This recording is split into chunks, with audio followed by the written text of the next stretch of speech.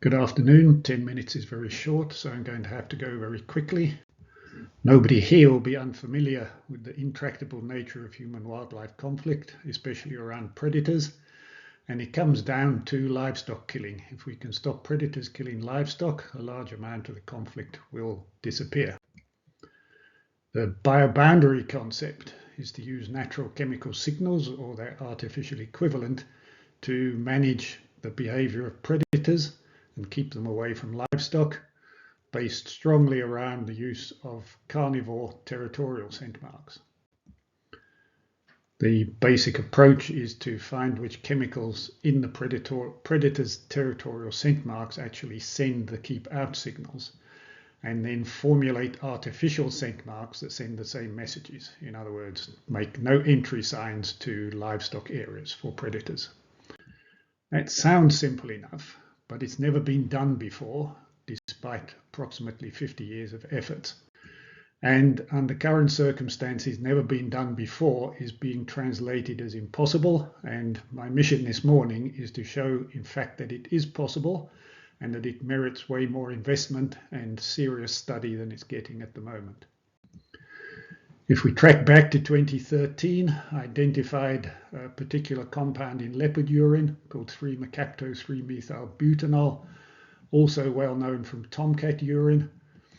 And in 2015, we did a pilot study to test the responses of various wild predators to the single compound from the leopard urine. We had 6 camera trapping stations. We expected to see about 20 leopards, and we actually saw only 1. And that 1 was clearly repelled by the 3-mercapto-3-methylbutanol. Here is a scent dispenser. The wind is blowing from this direction. This is the leopard's response to it.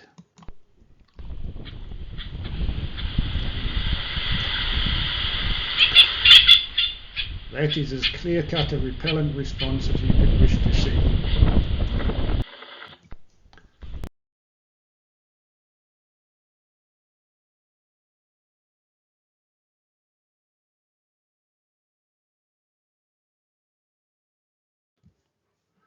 So more recently, fast forward to 2019, started doing real-life tests on cattle ranches and livestock ranches, subsistence cattle areas where there is actual human-wildlife conflict going on. So these are not theoretical academic studies in protected areas. The first of these, and they all have the same basic experimental design. I collect data in a baseline control condition with no 3-mercapto-3-methylbutanol. And then I continue recording with camera traps and records of livestock kills for another period with the deterrent present. And this was the first one we did on a cattle ranch in the Hainaveld. 4 months with deterrent, got 7 leopard videos and 1 calf was killed. We then had deterrent out for 4.5 months, and there were no leopards recorded and no losses of calves. A very, very clear-cut result. At a subsistence cattle post, which has these rather inefficient pole kraals, the kraal owner reported a persistent leopard around his calves that he chased away for 4 consecutive nights. We put deterrent there, and there were no more leopard sightings at the kraal. On a commercial cattle ranch, which is upgrading from a cattle post operation, most of the perimeter is electrified, but leopards still come through the front gate. And we did the control month, and then over subsequent months, we increased the deterrent release rate. We had emitters on both sides of the gate, and that was monitored by camera trapping. And once again, a very, very clear result. When there is no deterrent, you get leopards using the gate at any level of repellent release. Leopards don't come through there anymore. Very clear cut. Does this actually protect calves? Well, yes, it does. If you put deterrent at the corners of a calf kraal, monitor with camera traps, and count the number of calves that are actually attacked by leopards. If there's no repellent there, it's nearly 1 a month. If there is repellent present, it is 1 in each 5 months, and that translates to an actual monetary saving of 75,000 rand.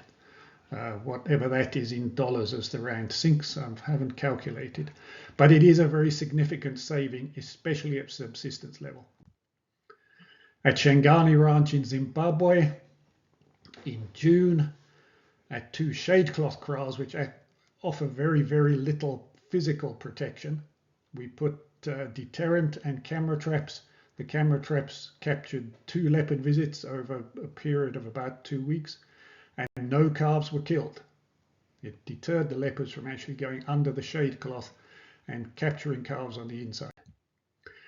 Same place, later in the same year, September to December 2022, there was a persistent problem leopard that had worked out how to get through the very sturdy thorn branch kraals that they've replaced the shade cloth kraals with. It killed 4 calves in a month. That is not sustainable in any kind of operation. At the end of October, deterrent was deployed with camera traps, and for a month and a little bit, no calves were killed, and there were no leopards captured on camera. The deterrent was removed at the beginning of December, and within 10 days, the killing started up again. At the so-called veterinary fence in Botswana, which was set up to separate buffaloes from cattle and has subsequently deteriorated to the point where it's a fence only in theory, predators are able to move freely through gaps under the fence. This is one particular one we're monitoring. You'll see here that we have deterrent dispensers on both sides, and we increased the release rate by using different membrane technologies. This is my colleague Gianni Masseni setting up cameras. And this is the actual responses of a leopard. They use these holes rarely anyway, so we don't get many of these, but it is very, very clear.